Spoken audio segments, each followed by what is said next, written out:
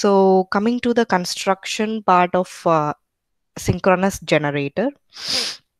Yes, if you can see, uh, synchronous machine is a doubly excited machine. First of all, before going to the construction, you should know certain details about synchronous generator or alternator. We also call it as alternator.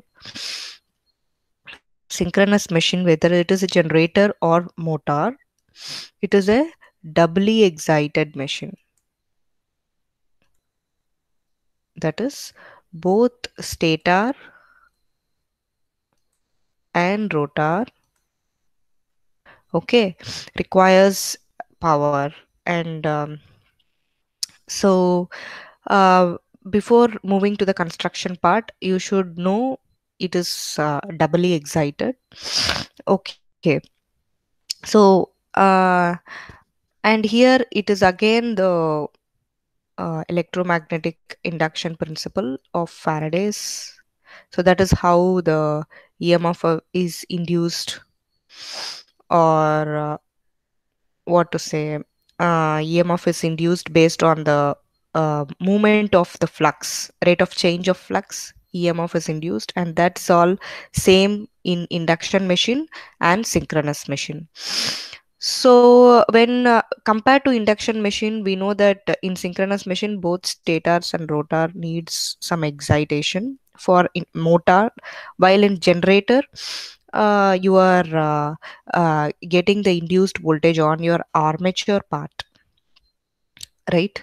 So that's the difference between uh, induction and synchronous machine. So coming to the details of the construction, so in the construction of synchronous machine, you can notice that there is a rotor here. Yes, this rotor is having a DC excitation, as I told you, because rotor needs excitation in case of the synchronous generator. And you get your three-phase output from your stator or YB.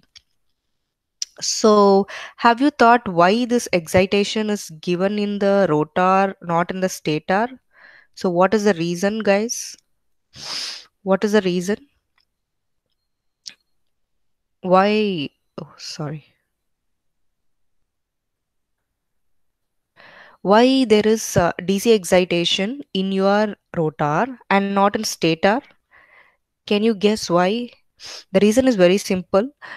When your rotating part needs excitation, then there should be an arrangement called slip ring arrangement.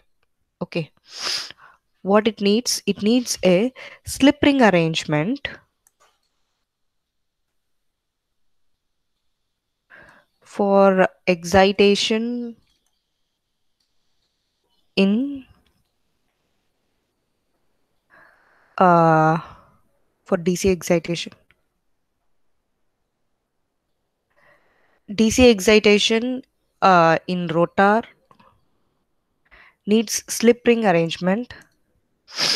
Okay, so when we go for three-phase winding in your rotor, okay, then you need more slip rings, right? For AC excitation needs more number of slip rings. So which is not economical. So what they did, they go for DC side on the rotor, and three-phase output of the machine is taken from your stator. So this is the economical reason. For economical purpose, they have chosen your stator for your armature winding, okay, and taking the three-phase supply, and your rotor for your DC excitation, right? When you give your DC excitation, you get north and south pole on your rotating part. And when your shaft is rotating, what will happen? Your rotor is rotating, and your armature winding will get the excitation, and based on the distribution of the windings, you can take your three-phase output, right? So this is the construction of your synchronous generator. Here the outer part is the yoke, which is going to support your windings, which is going to give you a mechanical support. And this is your stator part, which is housing all your windings for three phase. Okay, so stator armature windings, as you can see. Yes, so this is the rotor field winding.